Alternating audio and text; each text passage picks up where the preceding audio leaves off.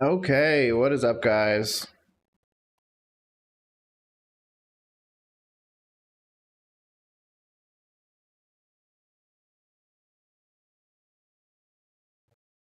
Gotta try and get Instagram fixed because I'm trying to go live on Instagram as well.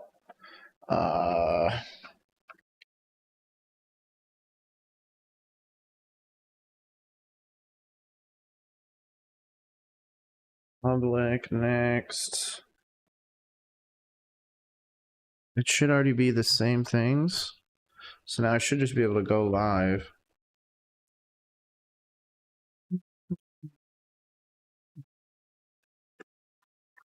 gonna give everybody a quick second to get on in here, get this day started. Hopefully you guys are ready for it. Let me try and fix this a little bit. Hopefully you guys are ready for a good one, man. I am certainly ready. There's the thing I'm looking for.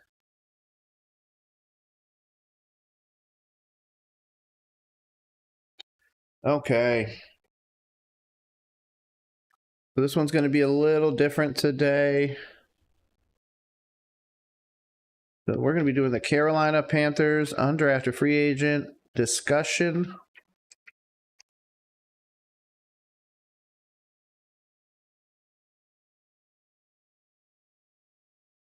Sweet, sweet, sweet. Going to give everybody a quick second to get over here. It says I'm live. Maybe it's a different stream key or something? I don't know. Let's find out real quick. Give me a quick second.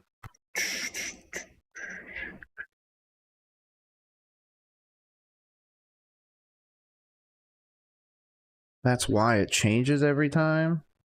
Oh, that's super annoying.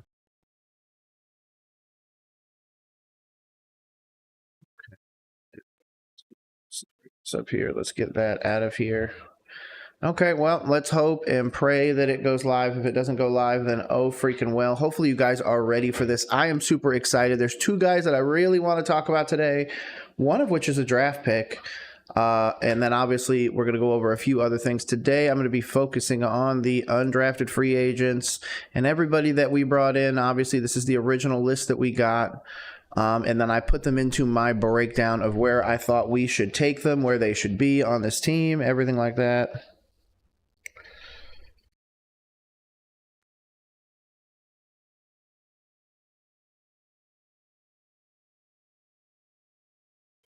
Okay, sweet. Sorry, my wife needed some help real quick. So yeah, I'm ready for this. Hopefully you guys are too. Again, I want to really thank anybody that does come out. If you come out and hang out with me, sincerely appreciate you. There's going to be a bunch of stuff, like I said, I want to go through. So I'm going to just start kicking it off. Welcome, guys, to Welcome, everybody, to Roll Coverage. My name is Nick, host of the show. Started Roll Coverage here to talk about one thing, and that's sports, because we don't need a reason to talk about sports. The motto of the channel is sports for sports' sake. So with that in mind, I want to move over. Today, we're talking about the Carolina Panthers, undrafted free agents, draft picks, and my outlook of what these players can do in this system. Hopefully, you're excited as I am because, man, we got some great things to talk about, and that is an amazing thing to hear finally as a Carolina Panthers fan. I'm going to be honest. Okay, so obviously we are going to look first at the article that actually was put out. I'm going to read the article. We're going to get through it, and then we're going to move on from there. Let me try and maybe make it a little bit better for you guys so you guys can see it. Give me 1 second. Let me fix this. So this way it doesn't look so freaking weird. Maybe I need to bring it this side. Do some of this, yeah. Now I can make it a little bit bigger, and then let's do this. Okay. Cool beans. Let's get this. Panthers signed 6 draft picks, 19 undrafted free agents ahead of rookie minicamp, written by Miss Cassidy Hill. Shout out Cassidy Hill. In fact, just in case I'm not following her. Oh, this is to share. I'm not going to share it on here. I want to actually follow the person, but I'll find that later, I guess.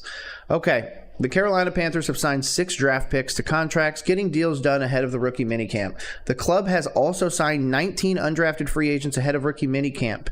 The undrafted free agents will join the 8-man draft class and 14 tryout players for 2 days of practice and team meetings on Friday and Saturday. Just in case. Really quick, let me pop this out. Sorry. Oh, I do not want that. Twitter.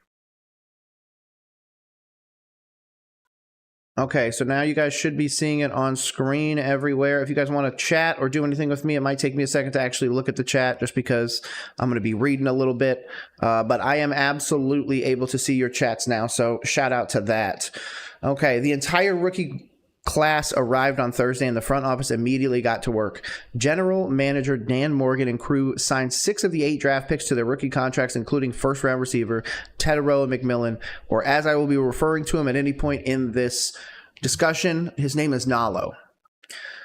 Additionally, the club signed contracts with outside linebacker Princely Umanmielen, round 3, pick 77, safety Lathan Ransom, round 4, number 122, defensive tackle Cam Johnson, shout out to Cam Johnson, going to be amazing in this defense, round 5, pick 140, tight end Mitchell Evans, round 5, pick 163, and of course wide receiver Jimmy Horn Jr., round 6, 208.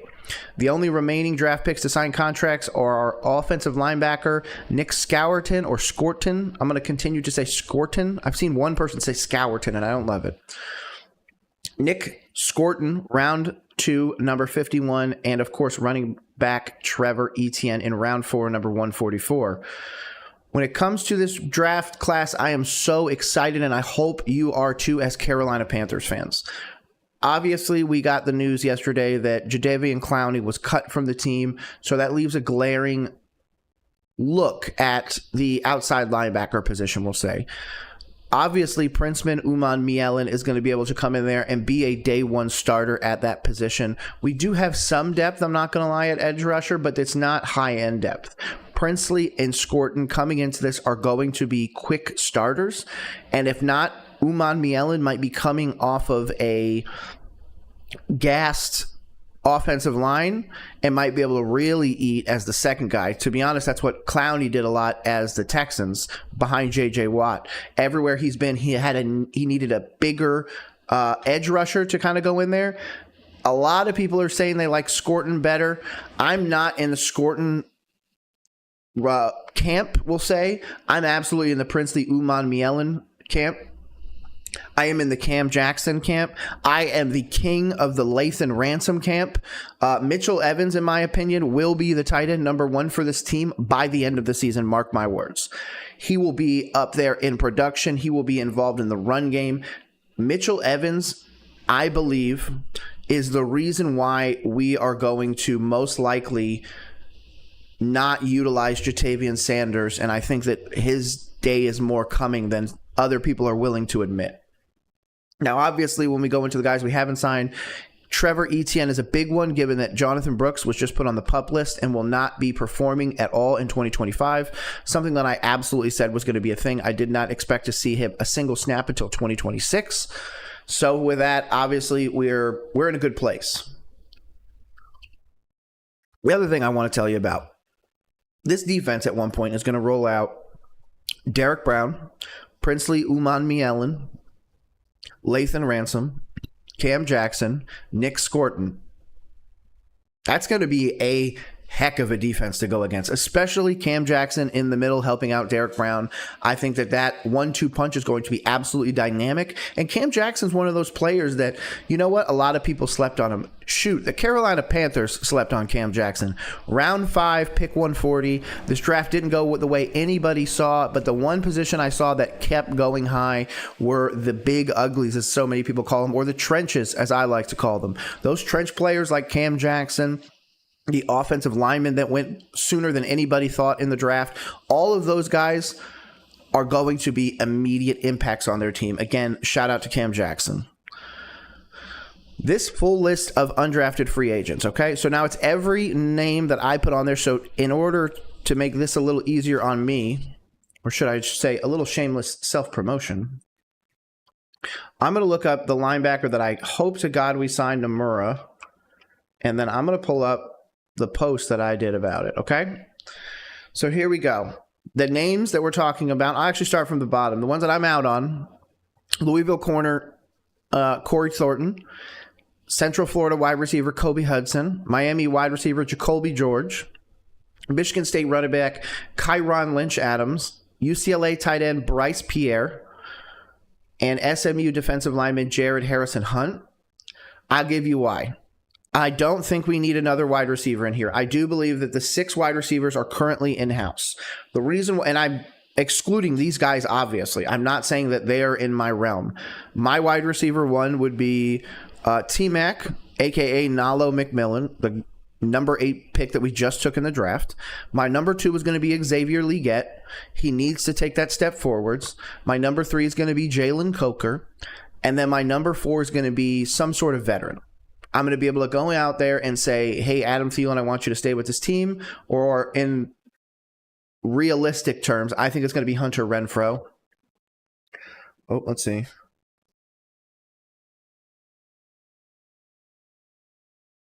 Sorry, my wife, making sure everything's okay.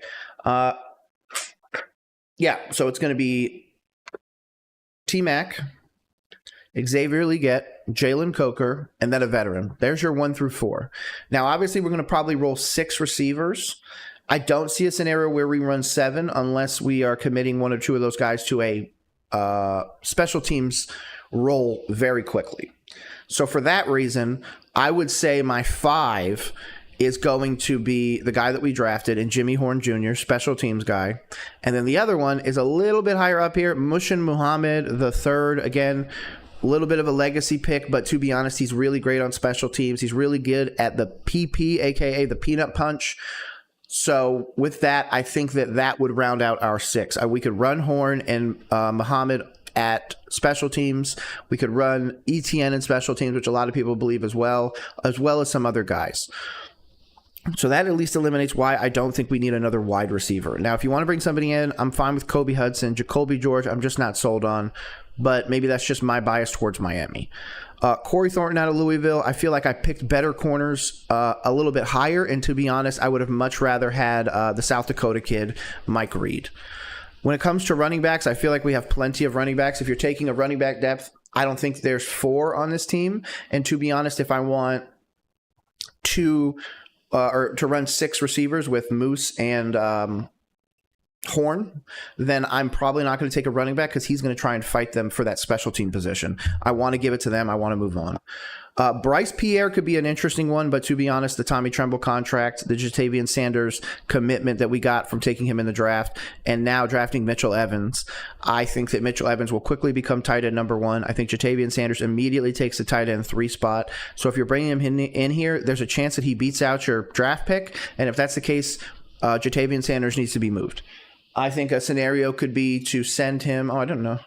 I didn't know if you could see my cat. Oh, you can. There she is. Hey, baby. It's okay. That's Bean. Doesn't want to be pet. Whatever.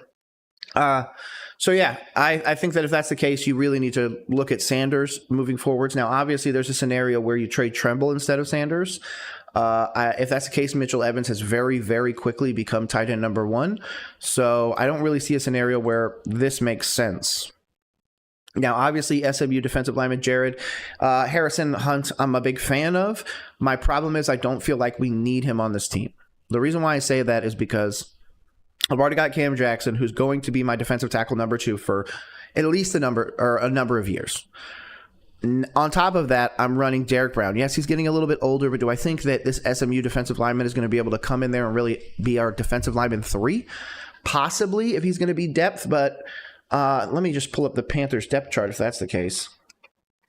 Make sure that I'm not missing out on any names that maybe I'm like, oh, you know, this person's so good. Oh, Bobby Brown, yeah. So it's going to be Bobby Brown in the center, Derek Brown when he can and everything. Yeah, so that's going to be an interesting one. Depth, if you're taking him for depth, that's fine, but I don't want him to get a roster spot over a Horn or a Muhammad. That's my big concern right now. I want those 2 guys to make the team. UCLA cornerback Ethan Garbers. I think Ethan Garbers is good, but We are at a bit of a crossroads as Carolina Panthers fans. If we're admitting that Ethan Garbers can make the 53-man roster, that means we're running 3 quarterbacks.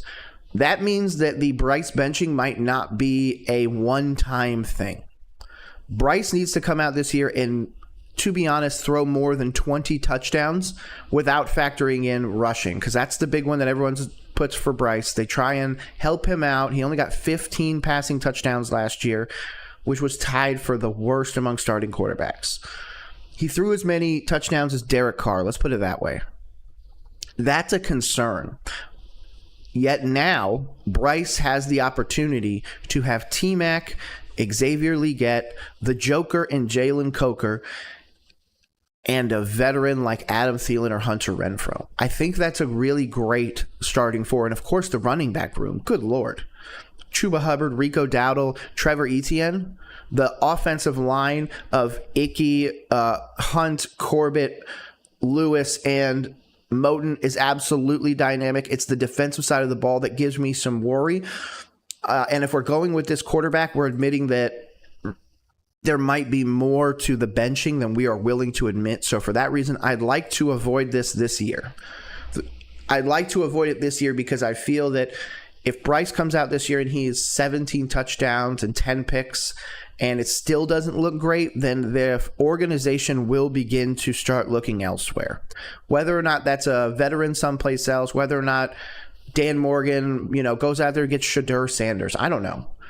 But there will be a conversation on Bryce Young if he has less than 20 touchdowns in his 3rd season with one of the highest paid offensive lines, absolutely stacked running back room, a top-tier wide receiver room now, and a defense that is going to be improved by the former head coaching candidate, Ejiro Evero. So now it's put up for shut up for Bryce Young. When it comes to Michael Tarquin, I like Michael Tarquin a lot. I think the offensive lineman out of Oklahoma got good size and everything like that. Most likely he's going to be a guard, not a tight end, or not a tight end, not a tackle. I don't know why I said tight end. I just don't know if I love Oklahoma offensive linemen in the long term. I think he could be a development guy. I think, obviously, since we got rid of Andrew Rhyme, he could take his position, or Rame, however you want to say it. I think he could take his position, but I don't know if I want him in a starting role anytime soon. I got some other guys up top for that. Safety, Arkansas State, Trevion Thomas, and then Jack Henderson. I'm honestly a fan of Jack Henderson over Trevion Thomas. I think Trevion Thomas is really good, but I do think level of play will kind of shine out. I do think that Jack Henderson can really do something at the next level, and given we haven't taken a coverage safety, and most people believe that Lathan Ransom, our new signed safety, will play more box with Trevon Moehrig. So if that's the case, that changes that equation up a bit. I do believe that Lathan can develop into a really great pass-catching safety or pass-defending safety. I do love him downhill, though, so I can't say anything negative about that. Overall, though, I think that I would go with Henderson over Trevion Thomas, but just in case, Trevion Thomas, and then we'll look up, was that his last name? Yeah, he's a safety for us now. Let's go look at these two things. Okay, 5'11 safety, 180. I don't like that. So that's size already. I'm out. 6'2", 215. I'm sorry. That size right there, I win. He's a 5th-year senior.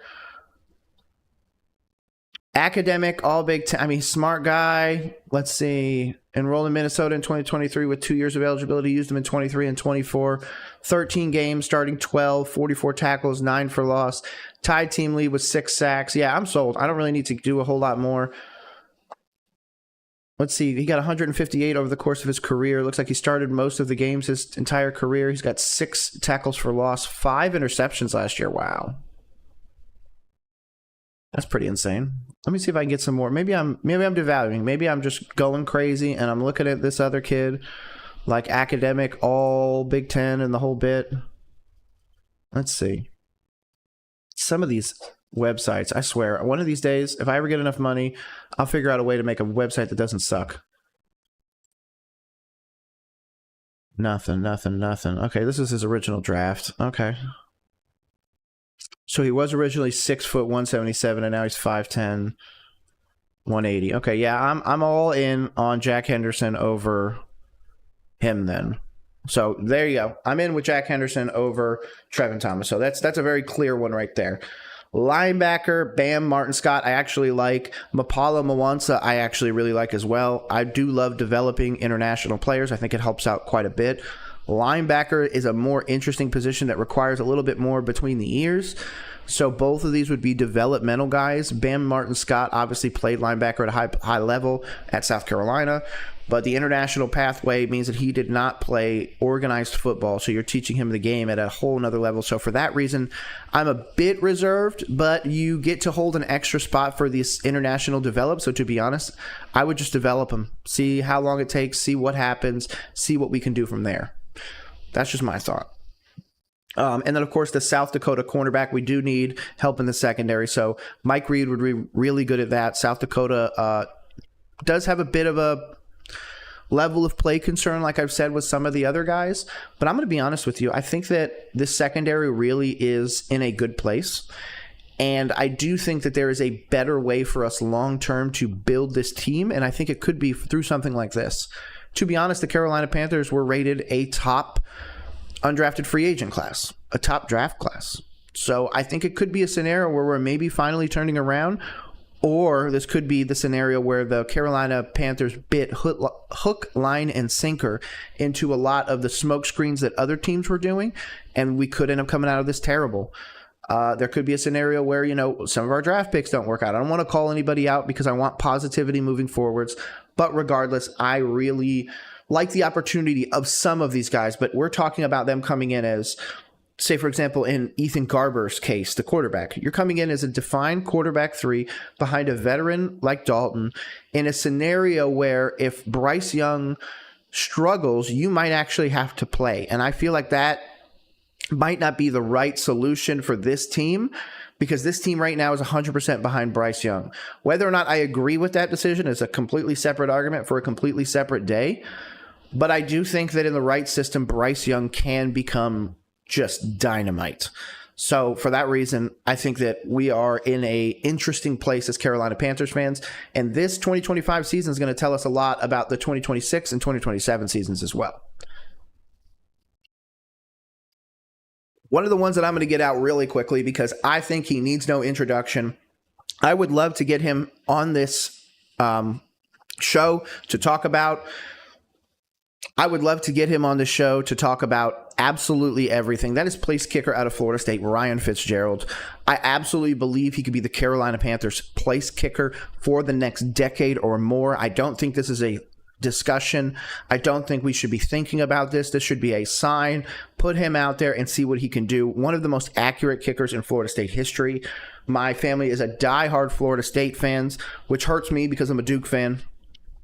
But I saw absolutely all of this kid's kicks.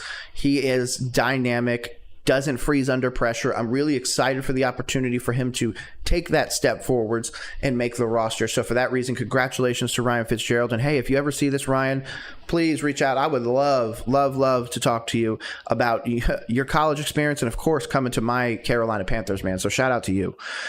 So with him out of the way, I'm going to move on to the next ones. The next ones are what I talked about before, the big uglies, as some people call them, or like I call them, the trench players.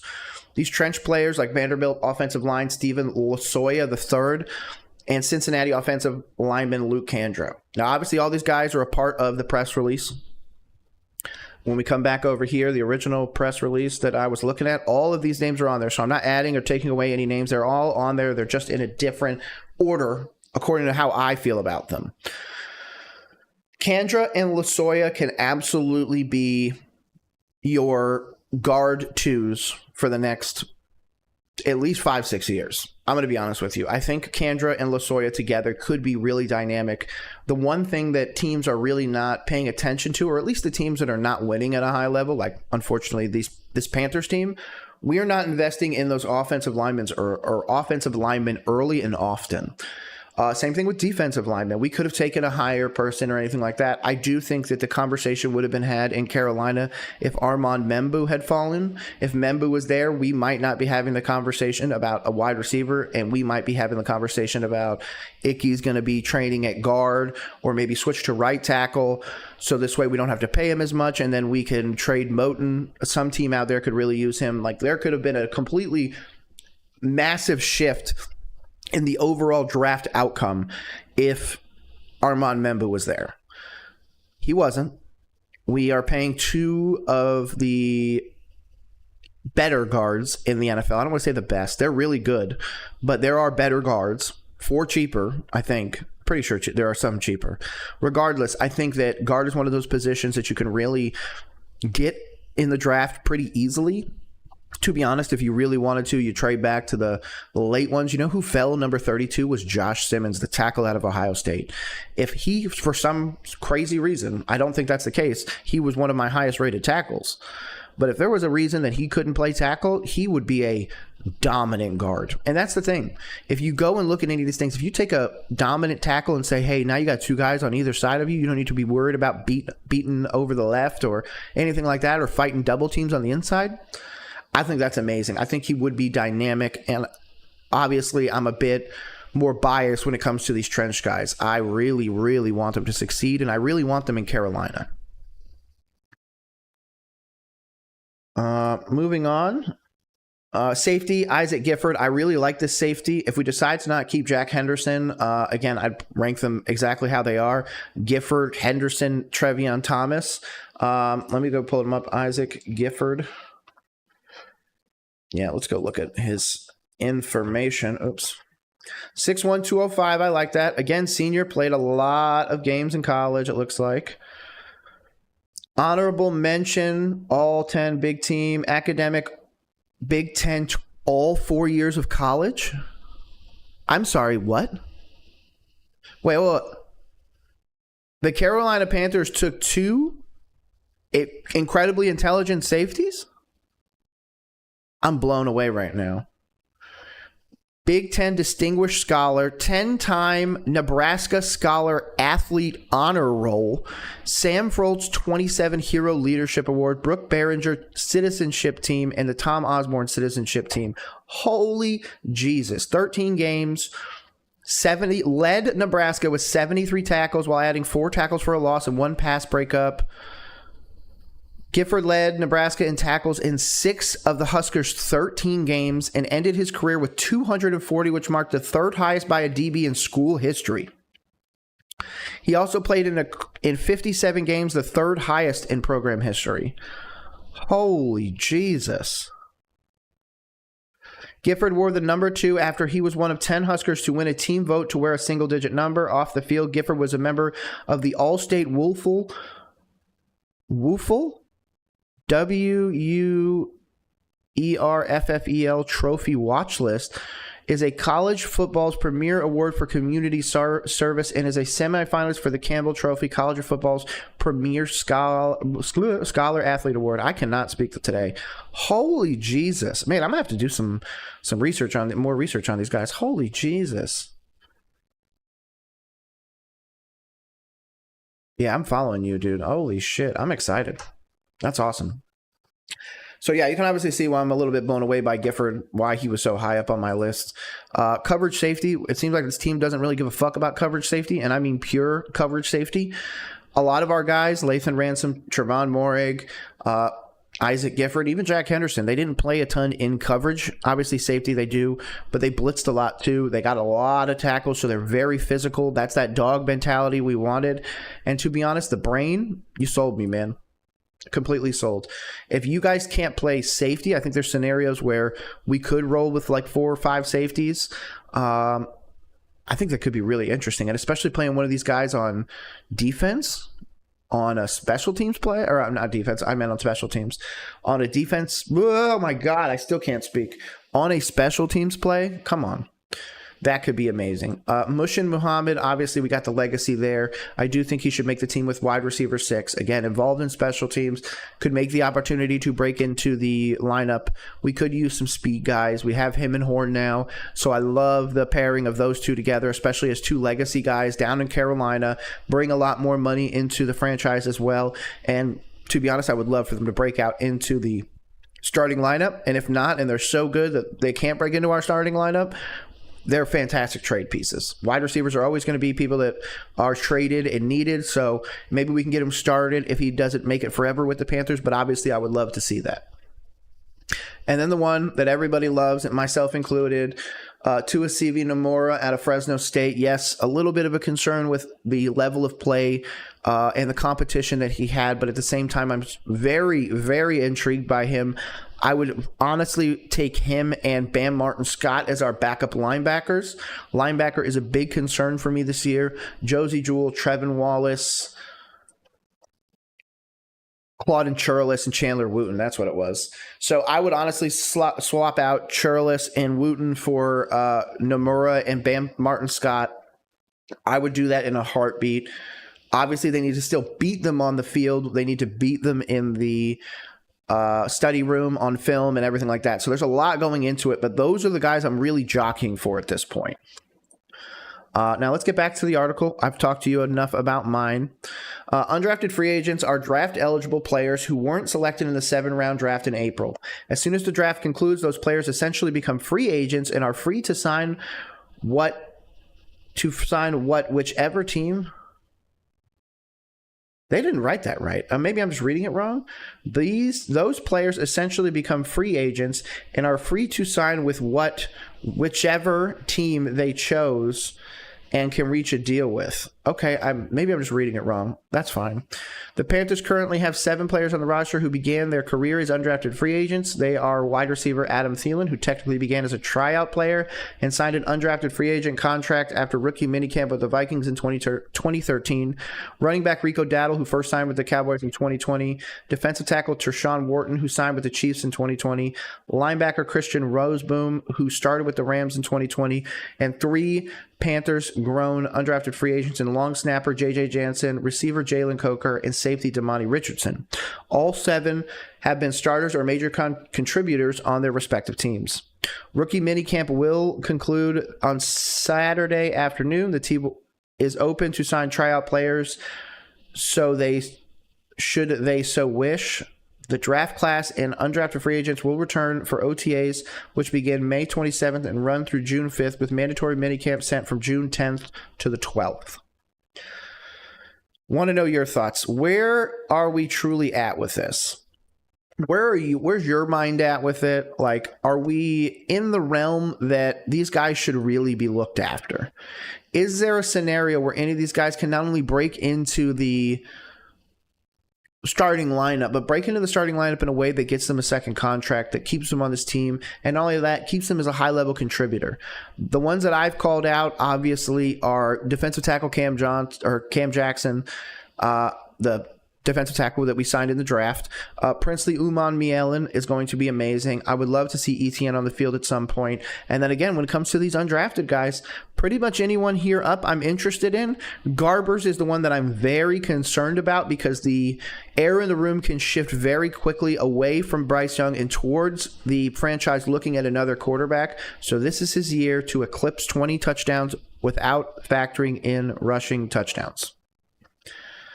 So with that, I'm going to move it over here. We're going to move over to the communities. We're going to go look at some Carolina Panthers stuff. We're going to talk some more about the draft picks and everything. I'm going to go use the restroom real quick. Just give me a quick moment. I will be right back.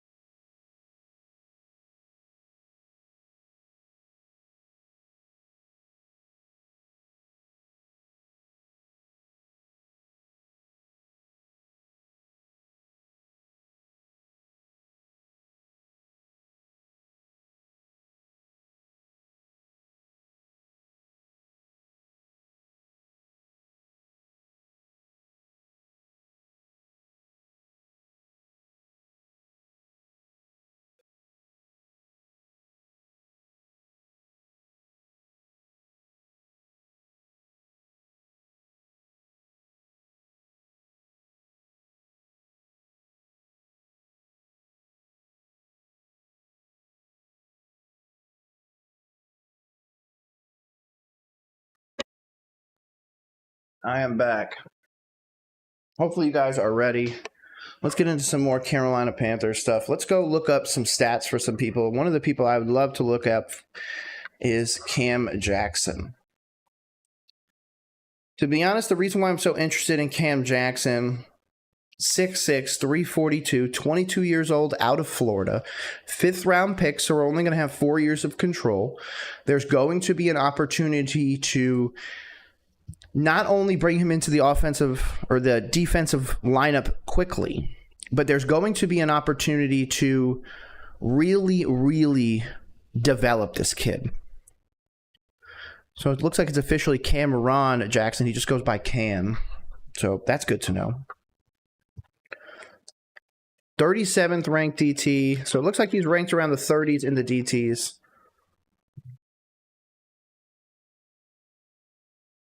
All right, guys, I'm getting some coverage together.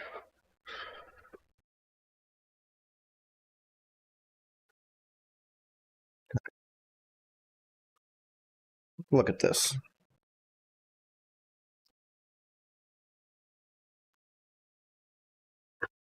Okay. Senior, I like that. Played a lot of snaps.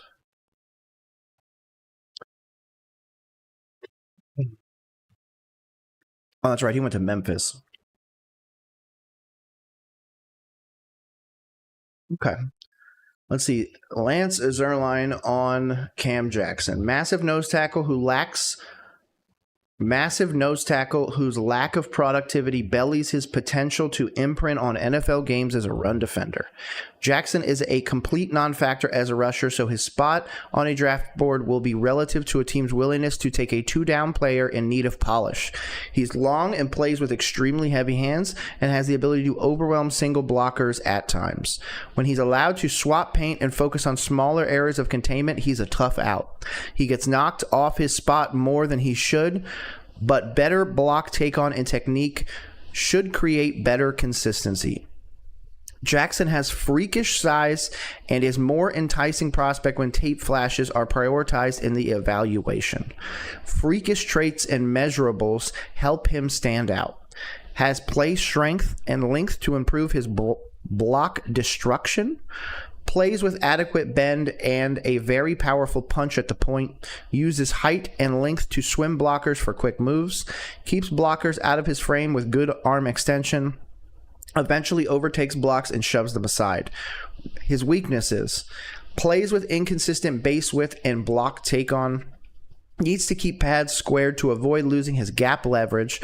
Will get overextended into the block, causing some imbalance. Provided very limited pressure and no rush production. Poor first step quickness and sluggishness in short spaces as a rusher. This criticism tells me that Cam Jackson just hasn't been given the opportunity to be developed by truly great defensive minds. This tells me that a great defensive tackle that Cam Jackson can become will be somebody that goes into that facility every week and learns more, gets stronger, and continues to add wind to his game. I say wind because he needs to continue that freakish ability and the drive that he has. You've seen him on some of these breakdowns that I've done. Cam Jackson jumps off the screen when he jumps off of it, but in normal plays, he kind of lacks back a little bit. That's okay. You need the NFL development structure around you, and I think Cam Jackson can become an absolutely fantastic defensive tackle at the next level, whether or not that's as defensive tackle 1 or 2, especially in this 3-4 scheme. He's going to be going behind guys like Bobby Wharton. Bobby Wharton, is that it? I always mess it up. Bobby Brown, not Tershawn Wharton. Jesus. I knew I was wrong. Bobby Brown. He's going to be learning from guys like that. So he's got veteran leadership to teach him. There is an opportunity that Cam Jackson is look back in the next 3 or 4 years and it's like, how did he fall to the 5th round? They're going to say he was a ball of clay that needed to be molded by a great mind, a mind that happens to be in Carolina in Ejiro Evero. Yeah, 6'6", 328, dude, 334 and 1/8, 9.5-inch hands. He has the potential to do so much. Let's have him probably lose a little bit of this weight and put on more athletic weight, more muscle, everything like that. Get that squat up. and then really be able to push. There's obviously something here. We saw something in Cam Jackson, and for that reason, I am 100% sold on him. I hope he not only makes the 53, but I hope he stays on the 53 for a few years, because I feel like this development and the opportunity he has, by the end of this year, he will be defensive tackle or nose tackle number one. Or I take that back. Alternate number one. He will be able to overtake Shai Tuttle. I don't know about Bobby Brown as a rookie, but hey, give him a year or two. I think there's a chance he could be fighting for that nose tackle position with Bobby Brown, especially, again, given the developmental pieces around him in Carolina. One of the other people I also want to go look at is Tuasivi Nomura. Absolutely awesome player at Fresno State. Again, senior, first team All Mountain West, 6'1", went to Centennial High School. So just so you know, the Corona, California connection. He also went to USC. So you know who has a big Cali connection? Not only Nalo McMillan, not only Bryce Young, but of course the head coach Dave Canales. Again, looking at that senior season, first team All Mountain West, 13 games, 110 tackles, ranked 4th in the Mountain West in tackles, 13th in the FBS in solo tackles, 36 in total tackles, added 7 tackles for a loss, 1 fumble recovery, 2 quarterback hurries, and 4 pass breakups. 110 tackles is the most by a Bulldog since 2019. I wonder who did that in 2019. Had a career-high 18 tackles against Air Force. Obviously, they're going to highlight some of the games he had. Mountain West Defensive Player of the Week in September 23. Voted team captain by his teammates. Polynesian College Football Player of the Year watch list. CSC Academic All-District and Academic All-Mountain West. I mean, this is the dude, man. Tuasivi Nomura is going to be linebacker number 2 on this team pretty quickly. I could see a scenario where, to be honest, Josie Jewell falls off a cliff. Trevin Wallace is finally maybe able to take a half step forwards, as I do not love his development to this point, but it's still early. The ability of Tuasivi Nomura being out there, or Tuasivi, I'm going to keep saying it that way until somebody corrects me. I think that the connection is there. The Polynesian connection is there. The Cali connection is there. There is no reason why this guy shouldn't make the 53. So for that reason, I'm 100% in on Nomura making the 53, along with defensive tackle Cam Jackson that obviously we drafted. A lot of people are going to be sad about this Jadeveon Clowney news, but it is what it is. What are we thinking? We're doing that $8 million freed up cap space with Clowney. It helps pay a bit of the rookie class while allowing the flexibility to make another move. Many believe to be a free safety. Yeah. I'm glad Chuba showed what he's truly capable of doing. Dude has definitely won me over as a fan. He was a 2,000-yard...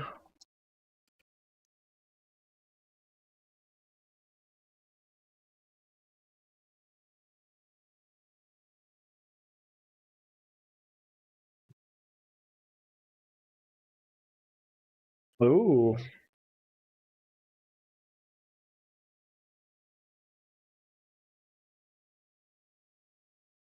Let's go.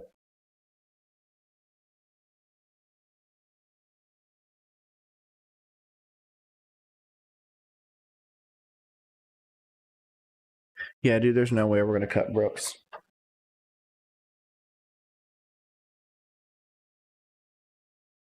Let's see. Drafting a running back fresh off an ACL tear was always risky, and I hate that all the concerns came true. Hopefully he can get that Nick Chubb TD 58 trajectory. Nah, dude, there's honestly a chance that Jonathan Brooks just fades into nothing. That what he got in his contract is probably his first or only bite of the apple. Oh, God, I already want another cup of coffee, but I don't want to delay the stream anymore.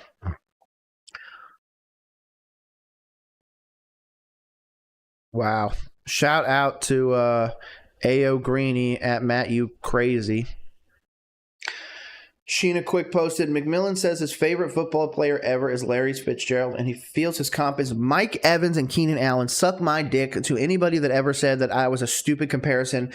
Nalo McMillan himself compares him to Mike McMillan or Mike Evans, so kiss my ass. And of course, Larry Fitzgerald says honored. Yeah, there's definitely some opportunities here. You know what? Let's hop into some fantasy. What are we going to do? Are we going to draft one real quick? Screw it.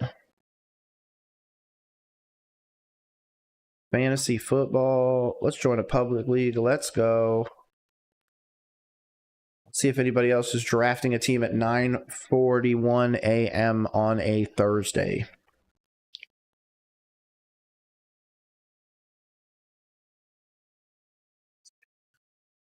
Go back to that waiting room. Let's see if anybody joins. That'll be funny. If nobody joins, then I'm destined to not have to do it today. I'm really PO'd. We cut Shaq and now Clowney. Shaq, to be honest, is going to both. What do I want to say? Because Richard's one of my boys. Both are legacy Panthers, but that doesn't mean that others should sit behind them. Shaq to go to a contender or retire. Same with Clowney.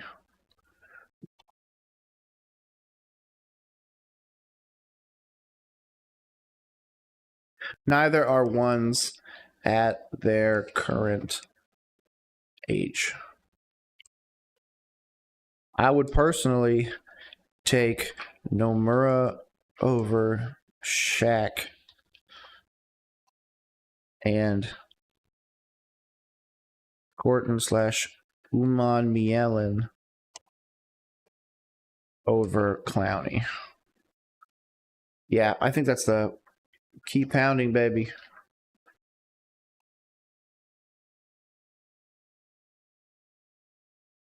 Yeah, I don't think there's a really a fantastic scenario where you go anywhere else with that.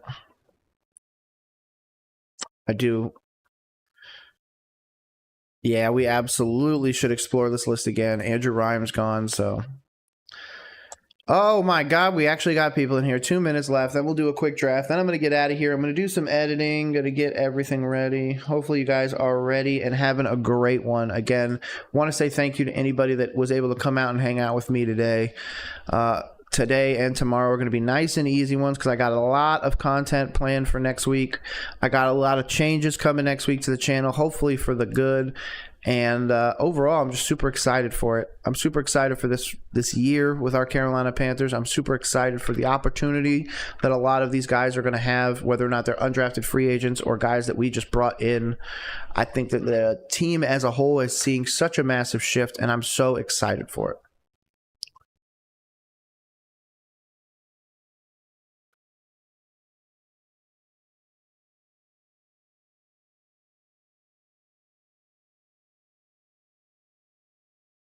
It's a losing bet.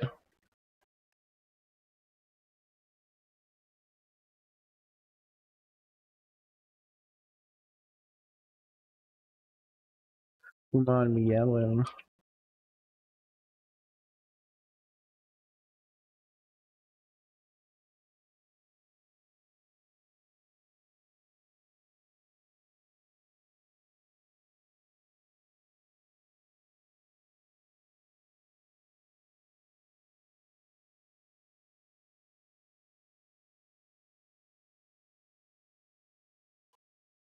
Yeah, I'd much rather lose with the rookies I drafted than do anything else. Dolphins signed their picks. Oh, viewers about to be QB1.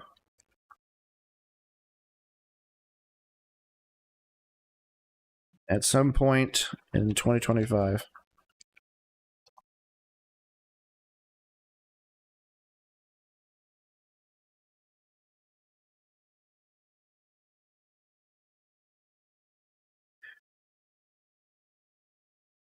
Yep. I agree. Let's see. Let's see what pick I got. Come on, number 10. Come on, number 10. Number 5. I fucking hate this. That means I have to make a decision early whether or not I want a wide receiver, and I prefer to wait. I prefer to just take my time, not go out there and overdraft anybody, not go out there and do anything insane. But apparently I cannot do that.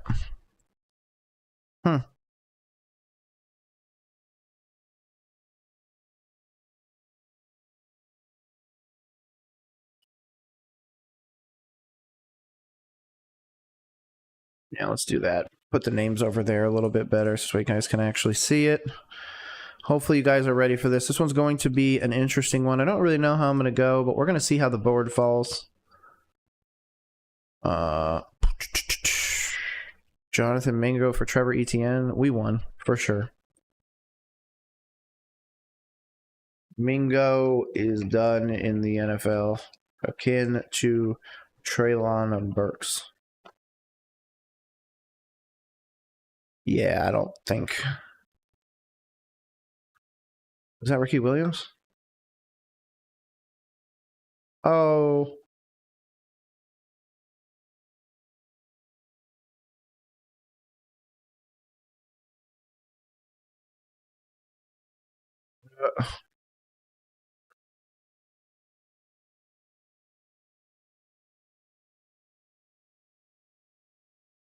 Minkaberg Steelers. Weird. I'm buying Chris Olave everywhere in Dynasty. Why? Still 24. Saints had 0 target completions, and Kellen Moore schemes through the slot rate. Clear number 1 position. Priced outside of the top 25. Paced for 1,200 in 2023 and 2024. Yeah, but Shuck sucks at being quarterback, so you're kind of in a bad place there. And regardless, let's get over here. Let's get this thing. Oh, wait. Did Abdul Carter pick 51? I don't hate it. If he likes 51, whatever. Who cares? Let's get this.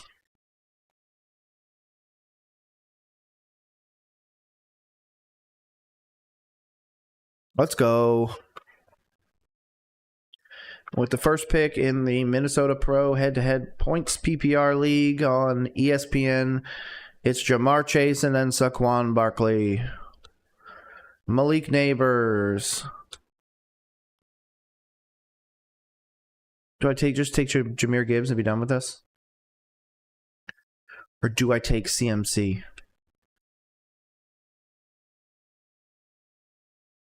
Oh. Do I not overthink this and just take Jay Jettas? Like...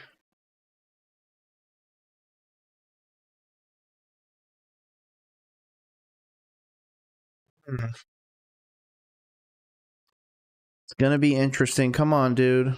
I don't want to sit through this whole freaking thing unless this dude's gonna end up auto-picking the rest of the time, in which case, whatever. We'll deal with it this time. He went Bijan. I'm gonna go Christian McCaffrey. I haven't taken McCaffrey yet in most of my drafts. Just so you guys know, I do 50 fantasy redrafts and I do 50 32-team leagues as well. So if you guys need anybody to fill any positions in your redrafts, in your 32 teams or anything like that, make sure you send me a message on Twitter. I am absolutely so down. Last year I did 50 leagues of redraft. This year I do 100. Hopefully you guys are ready because I sure as hell am. After my pick goes Jahmyr Gibbs, Justin Jefferson, Puka Nacua, and Amon-Ra St. Brown. He then, the pick 10 is Devon Achane. CD still on the board. Oh, he took Derrick Henry. Wow. CD doesn't survive. Yeah, there he goes.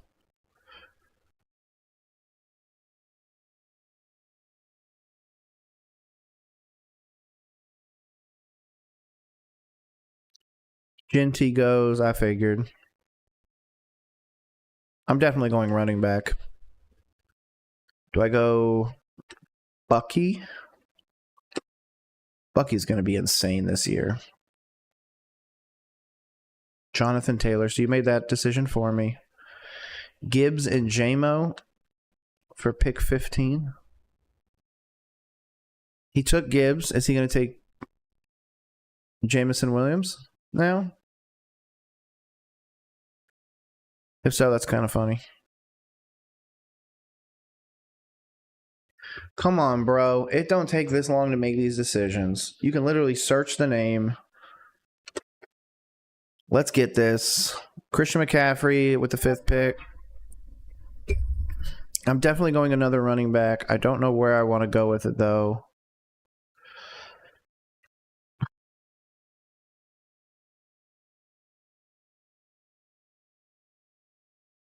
Do I just go and take a running back or wide receiver? You know, now I'm being fucking weird. Give me Josh Jacobs.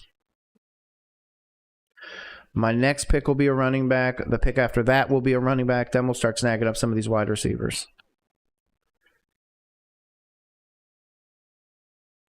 Unless I want to go late running backs and then now go wide receivers. Let's see who falls wide receiver wise. Because I think there's some interesting ones. I think Rashee Rice is going to be an interesting one that falls to a lot of people. I'd rather take the running backs because running backs are going to be more valuable in the season anyways. One of these two are going to be my next pick if they're there. If they're not there, I'm going to have to think about taking a wide receiver. Bucky goes.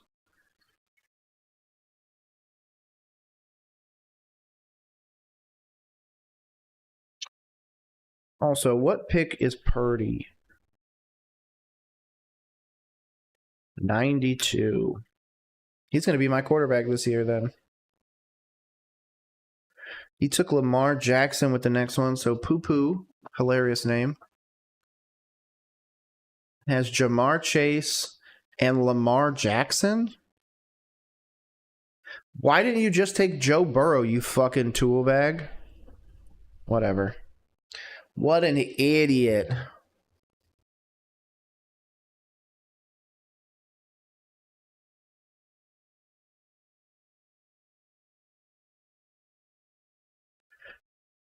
Oh. Yeah, I'm for sure going to go Brock Purdy. Unless he gets overdrafted. If he gets overdrafted, I'm going to try and draft him where he is, and if not, I'll go J Love.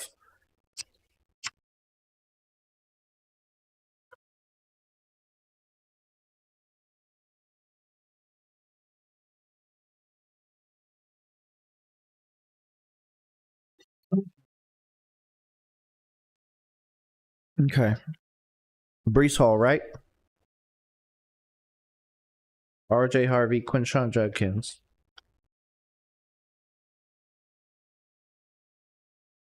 Ooh, Amari and Hampton's still there too.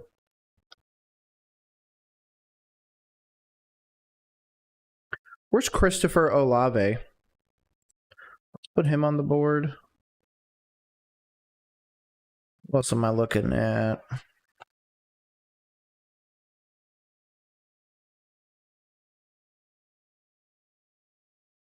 Cooper Kupp. He could be an interesting one later.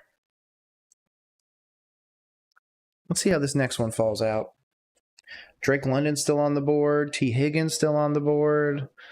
Devontae, to be honest, could be a sneak pick, especially being able to back up Puka. Like, let's see.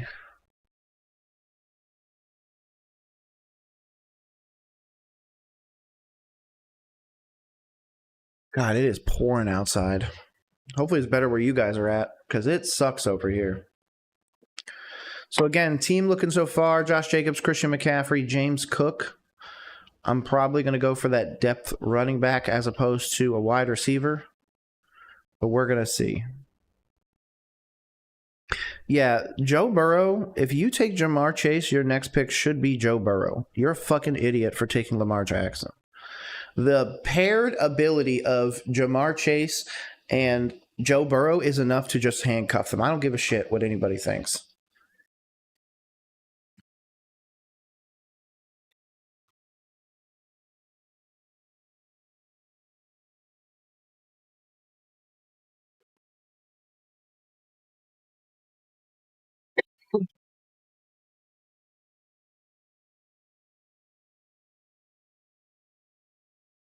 Come on.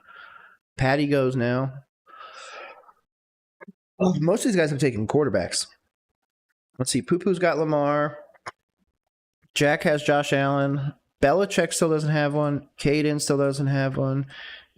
Gibbs doesn't have one. Rhonda has Hurts. Tickle Me has Patty. Jaden Daniels goes to Mean Machine and Joe Burrow here. Let's see. Oh, Devontae went. That was probably a smart pick. Do I think he'll survive to 45?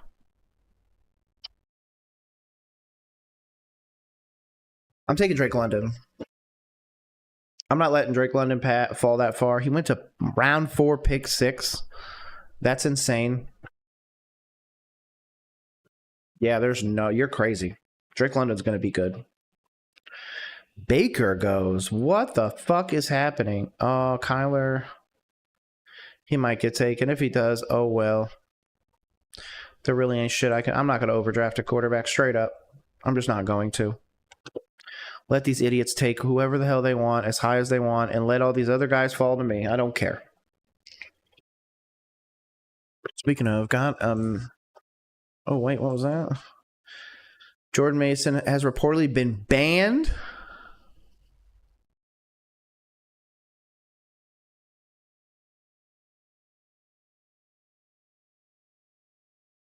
Bill Belichick.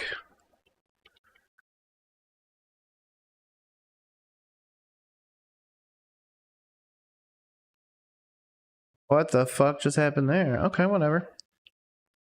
You need vets to support the young guys, and Shaq, when healthy, is absolutely a number one. Clowney rotating with the rookies we got this far better than knowing throwing them to the wolves. You don't stab guys in the back, even if...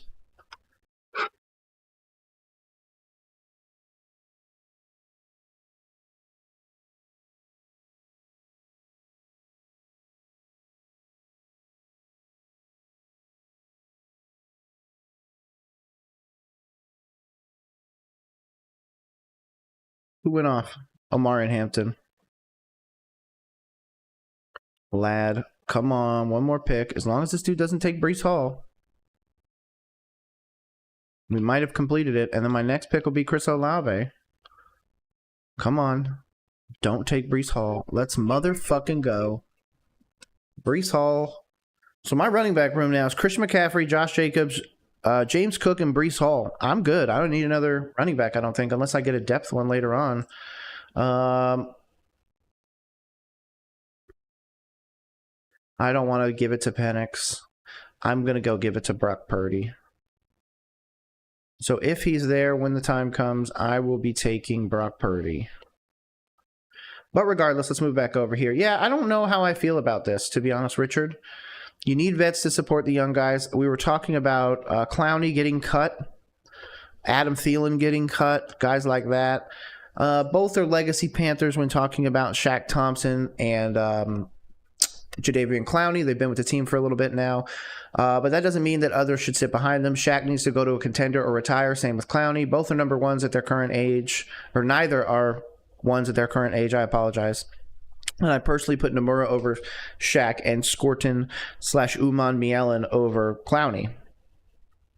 You need vets to support the young guys, and Shaq, when healthy, is absolutely a number one. I don't agree. Right now, is he going to beat out Josie Jewell? Everyone seems to love Josie Jewell for whatever reason. Clowney rotating with the rookies. We got this far better than throwing them to the wolves. I disagree. I think they need the reps. I think both of them are going to be able to come out and affect stuff pretty quickly. I do think the assistance of Derek Brown and Bobby Brown, I think it helps out quite a bit. You don't stab guys in the back like this, even if there is a business side of running a team. I don't think it's a stab in the back. I think it's you guys need to go to a better team. Go sign with the 49ers if you can. Go sign with the Ravens in Clowney's case. Go sign with a team that is going to be able to help you out quickly, because Carolina's not going to be that team. Let's see. Team fighting for 10, 11 wins. We have to start going with the mentality of being contenders, and with 7 in the back. Clowney doesn't produce at the level he was being compensated. And This literally happens all the time.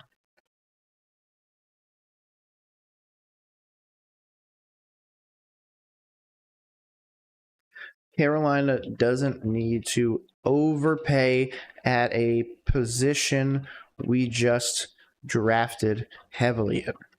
He's also not great in coverage, if asked, so I don't agree.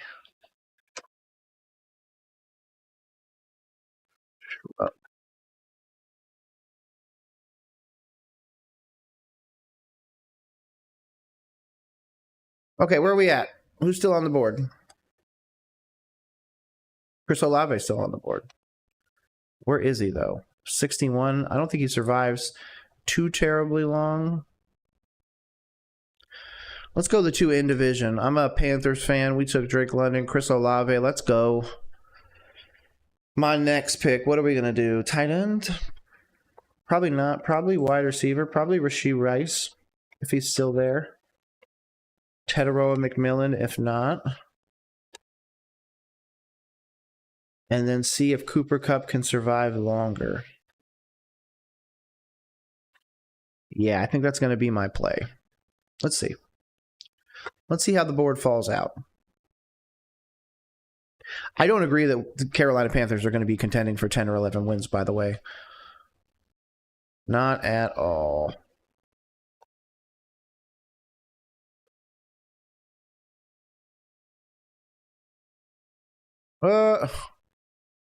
That's pretty funny, Chuck. This is going to be crazy. I want to understand what. Actually, you know what? Okay, just happened 43 minutes ago. Let's go.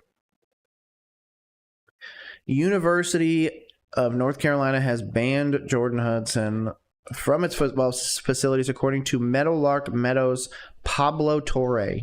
Torre also cited a source close to the Tar Heels where head coach Bill Belichick, who said there is a deep worry for how detrimental Jordan can be for not just North Carolina, but Bill's legacy and reputation. The Athletic's Mac Baker first reported on April 15th that Hudson doesn't have a formal role with North Carolina. In one case, however, she communicated with the school's social media team about how to frame the hiring of Bill Belichick's son Steve as defensive coordinator. Belichick and Hudson's relationship has also become a big storyline surrounding the program. TMZ reported on April 28th that UNC officials are now concerned about Hudson's influence on Belichick's tenure as the head football coach. That was after the coach appeared on the CBS Sunday Morning to promote his new book. No, Rashee Rice is gone. That's fine. Do I go totally homer right now and just get Tet, a.k.a. Nalo McMillan, because he hates being called Tet? Or do I just take Cooper Kupp? I'm going to go after Nalo McMillan. I'm not even going to overthink it. Let's just take him. I'm going to take Cooper Kupp, and in the 80s, I'm going to overdraft Brock Purdy just a tiny bit. That was after the coach appeared on CBS Monday morning to promote his new book. Interviewer Tony Dokopel called Hudson a constant presence in the background, and she can be heard at one point shooting down a question about how she and Belichick first met. Yeah, I actually listened to that whole interview. The crazy part about that interview is that they said that they weren't going to put it in there, but she interjected so much that they felt like it wouldn't give the essence of the interview if they didn't at least include it once. That is kind of insane. It was a microcosm of how their interpersonal dynamic has overshadowed Belichick's actual job. Even former New England Patriots wide receiver Julian Edelman believes it's becoming an unnecessary distraction. Pro Football Talk's Mike Florio reported Sunday that Belichick has reached out to at least one outside public relations specialist for his new image consultation. For everyone in North Carolina, the start of the football season probably can't come soon enough, so there's at least one other thing to talk about. The Tar Heels open September 1st against TCU. Interesting. So they're going to break up. Cool. I guess he's back out on the market again, huh?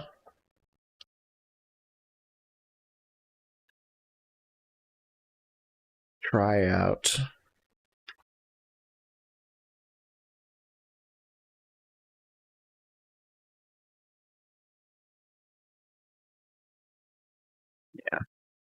No way dude can be a running back 1 at the next level. Let's see. Who did you guys take that I probably wanted on my team? Shiloh Sanders is an interesting one.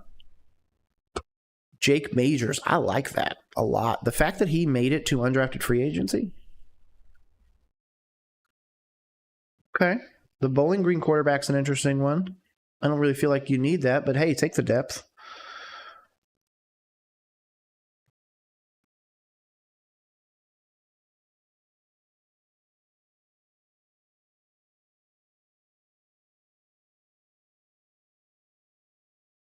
Oh, it looks like we're starting to get people signing on all of the teams. What is this?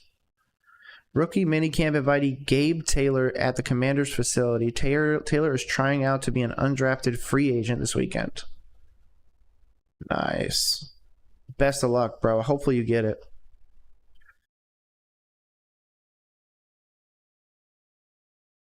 Just liking something. I don't care about that. Let's see. Upcoming free agents. Pickens, Devo, Terry. I mean, it's the...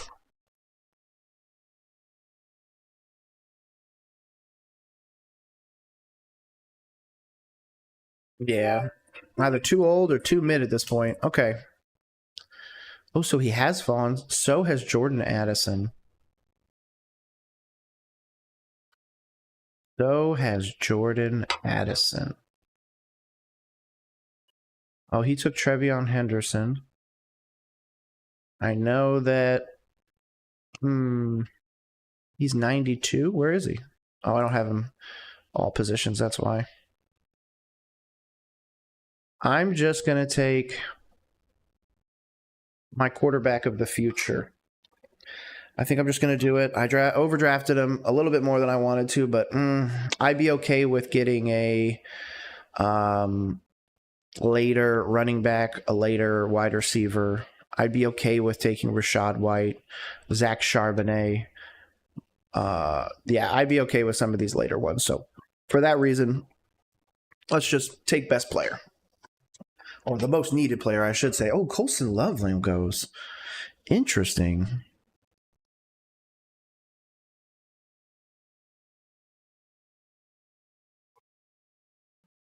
What else?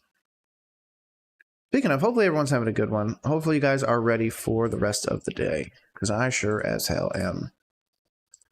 After this, I'm going to go out. I'm going to get some laundry done. Or at least get it started. I'm going to go get myself some lunch. Fuck, Cooper Kupp goes, but that's okay. I got another pick coming up here in a second. At this point, any of these I'm fine with. One of the people I need to put on here that I know is going to fall a little bit. I think he's 140. There he is, 144. Oh, it moved. Jameson Williams goes. That's fine. It made sense. Do I take Caleb? What's the Pittsburgh running back? Steelers depth chart. Jalen Warren and Caleb Johnson. Okay, I'm not going to do that then. I really want Addison, so hopefully he goes and I could just take him. Or he doesn't go, so I can take him. Ricky Pearsall wouldn't be bad either. I just don't want to do Christian McCaffrey and all that. I think that the dump passes to Christian McCaffrey are going to be significant enough to justify this. I know it's weird. Repack my bowl. What else do I have to do today? Oh, I gotta go bring my truck up to get titled. This motherfucker took him. Okay, then let me look at tight end, because I'm willing to wait. Tyler Warren, let's go. 96, and then I'll take Luther Burden. Okay, so give me a running back here. Scadaboo or Tyrone Tracy. I'm not going to gamble on that. I'm not going to gamble that. The Dallas running back is probably going to end up being Jaden Blue, if I'm going to be honest with you. But then again, I already have 4 running backs, so maybe I just go best wide receiver. Zach Betch is down there. Adam Thielen is there. There's some opportunity here for sure. Jalen McMillan's still down there. Baltimore Ravens, DeAndre Hopkins. I mean, you took a freaking defense in round 9, dude. Come on.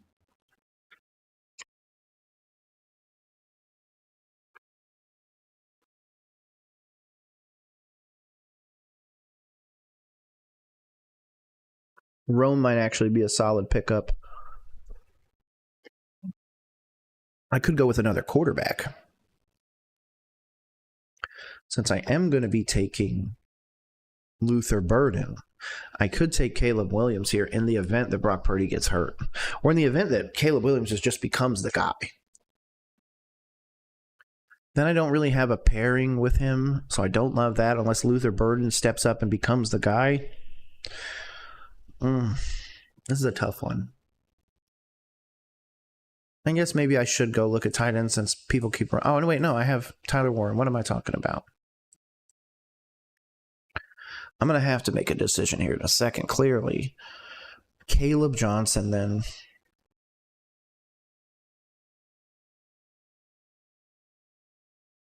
Let's see some of the other ones that still haven't gone.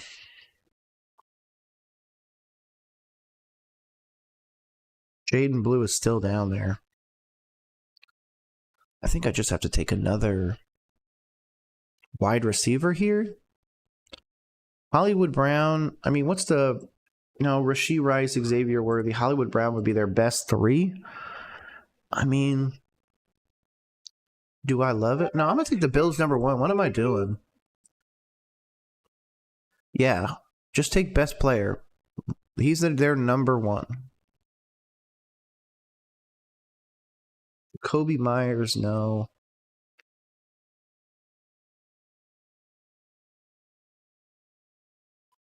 I think I'm going to take Rashad White or Zach Charbonnet.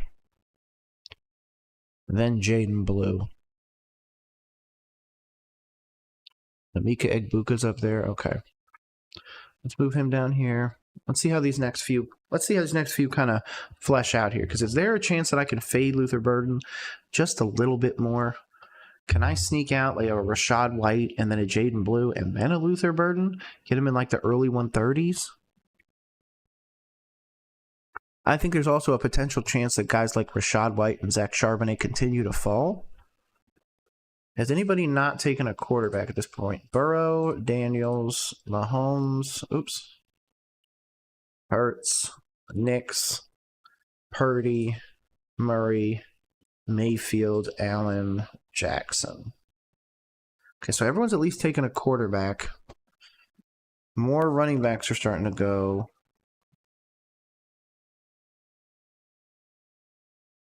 I truly don't know where I should go with this.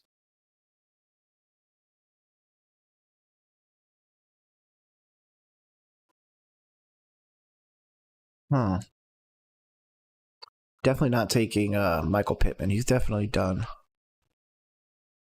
Patriots defense? What the fuck is happening? Is there a realistic option why I should take Jawan Jennings or any of these guys? Eckler, I like. Brian Robinson, I like. But they're going to be running like kind of back and forth.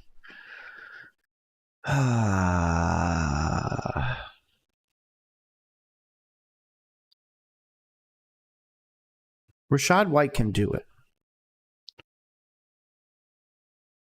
My concern is 3 Jacksonville running backs on there. So I'm not even going to touch them. Jaden Reed's not going to be a pick. Maybe Jaden Higgins?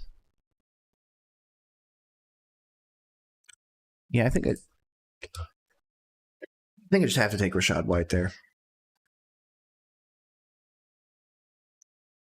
Move this up a little bit and see how this next pick fleshes out. Do we get a run on running backs? Do I get Charbonnet, Jaden Higgins? Any of these guys drop off the board?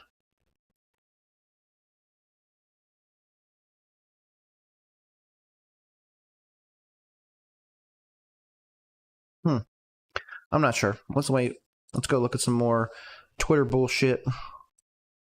By the way, appreciate anybody that came by to hang out. Like I said, we're just chilling now, doing a draft. I got a pick here in a few minutes, probably a minute or two.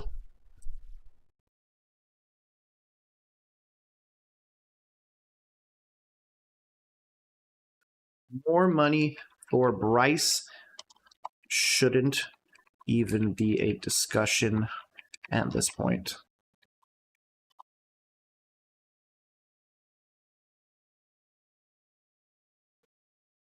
I personally, I agree. I love this. This is an interesting one. BT hates Panthers.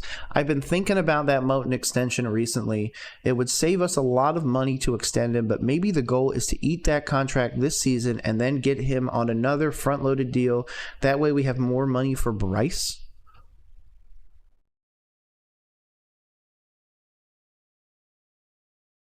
They probably, I like one at the bottom by Greer Poplin, shout out. They probably want the option to replace him in next year's draft and not have any future money owed. That's an interesting one. I would still try to keep him on the team. Like, why would you want to get rid of him? That doesn't make any sense to me. Bryce needs a playoff. I think at this point, we might allow him to play the 5th year out.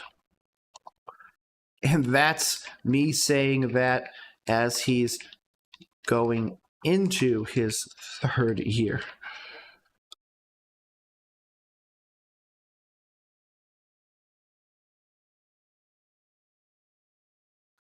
I hate UNC with a passion, but I'm hearing all of this is a lie.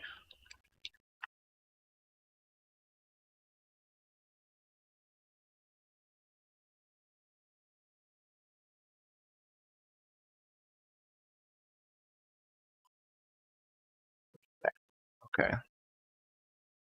Let's move over here. Where are we at?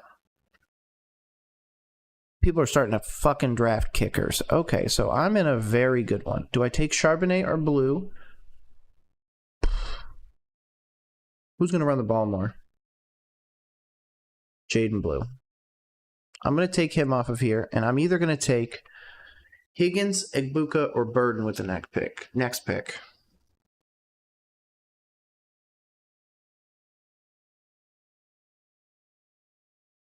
Oh, another quarterback goes off. Ricky Pearsall finally comes off. Belichick yourself. That's funny. It's a great name, by the way. Kyle Williams, rep at the Senior Bowl, is just filthy. Cooks the defender twice on the same route.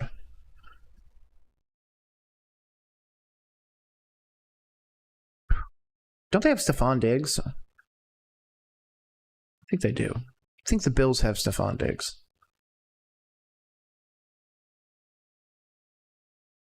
What?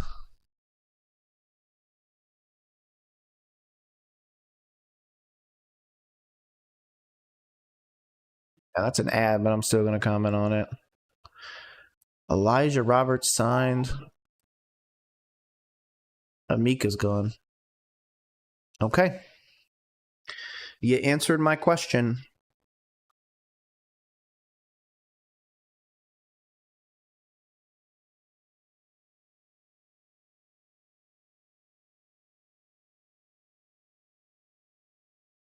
I think Jaden Higgins could be pretty amazing. You know what? He's going to be in a CJ Stroud-led offense.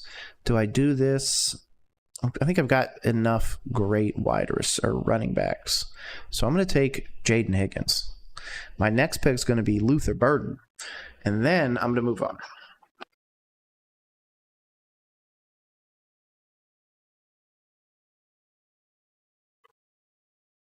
Okay. Breaking news. Do not let them divide us. The courts have ruled on our side, and we will prevail. We all knew this was coming. We are ready. Powerful moment. You know what? DJ Moore for the 2026 3rd round we got for George Pickens. Who says no?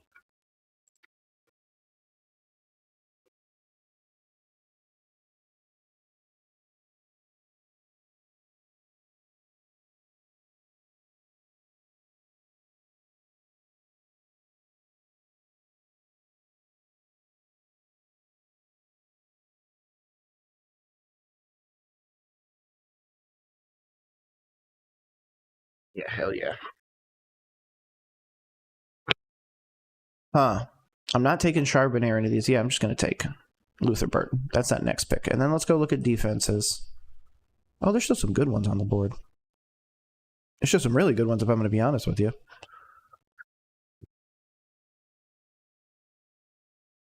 I think it's hilarious the Dolphins is so high.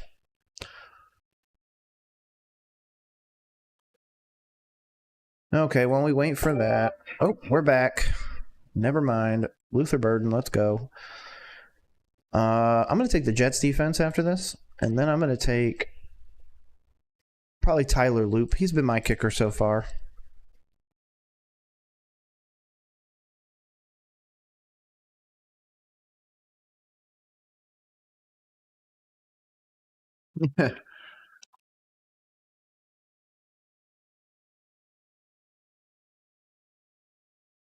Yeah, I like the Wolfpack.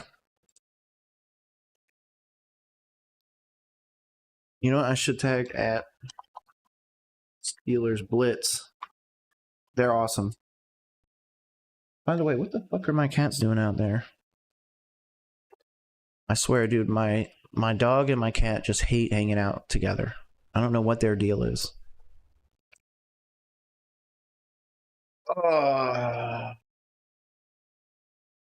I am excited for this year, man. I don't know about if Carolina's going to be able to win 10 games, but we're at least going to be able to be competitive on a very regular basis.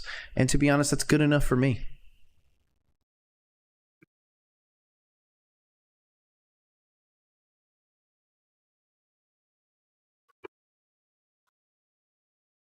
Let's see. Let's see what our dude is going after. If this is true, he needs to heavily check his ego. This man is Tuesday's leftovers after Thanksgiving. Agreed. Amen. Cook 'em, Cole. Give me the Jets defense. Clowney was getting paid $90,000 to work out.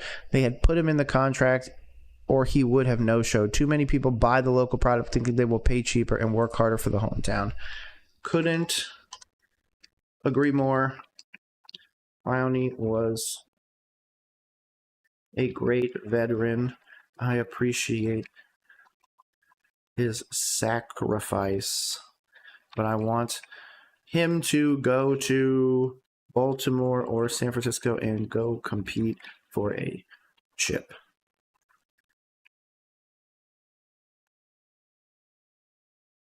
Yeah, apparently don't know how to spell. Oh, it's sacrifice, that's right. I always do sacrifice.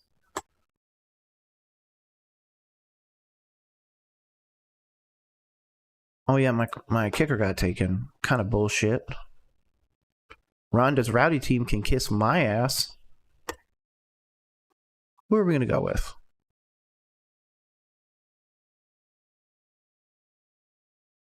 I'm going to go with Cairo Santos. Sweet. So let's let this finish. Let's look at it. I'm going to give it a quick grade. Look at my first opponent, and then we're going to go and end this. If you're familiar with Fernando Tatis, and yes, it is, probably should be in play. His ceiling is so high, we're putting the right pieces around it. Let's lock him in at a team friendly. If he's willing to accept a 40M per,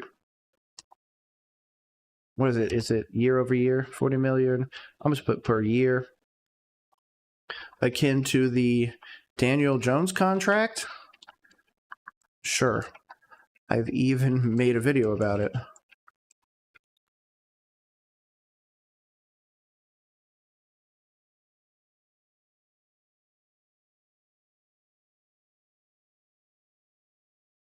Yeah, there's no way.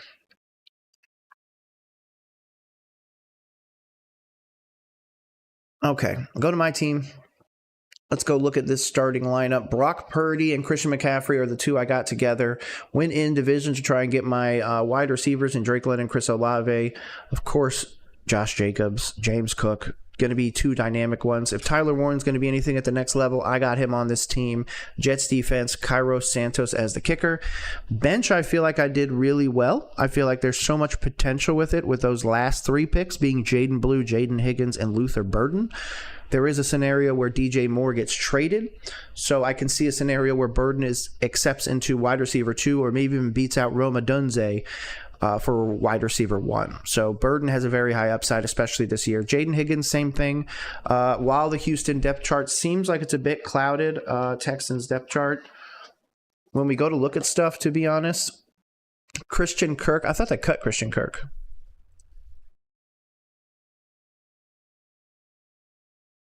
No, they traded for Christian Kirk. That's what I'm thinking of. Okay, so Christian Kirk, Tank Dell's out the rest of the year, Nico Collins. Then it's Jaden Higgins, Jalen Noel, or John Mechie. Probably going to be Jaden Higgins. The size is going to matter.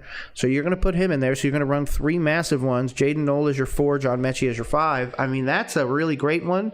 I think that Jaden Higgins is going to be better than Christian Kirk pretty freaking quickly. So there's also a scenario where he also gets hurt again because, again, coming off of injury.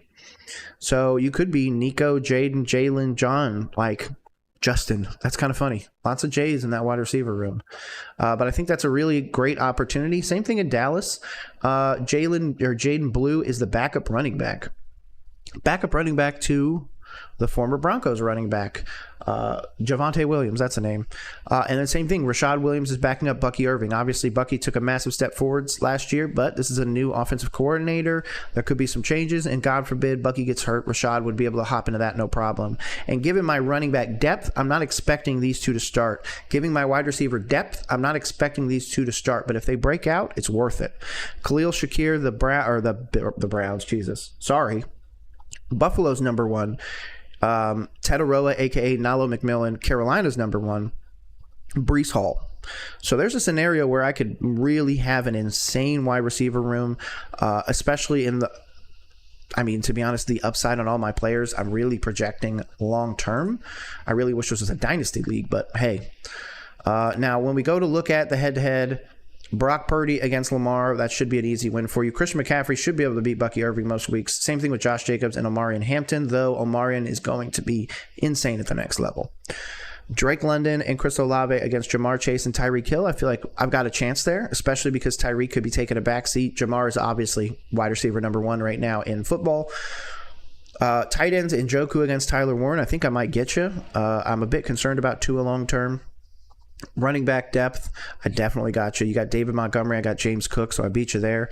You did take the Dolphins defense, who I don't believe in, but sure. I took the Jets defense. I think I'm going to really go heavily into their defense this year and really see a big turnaround there.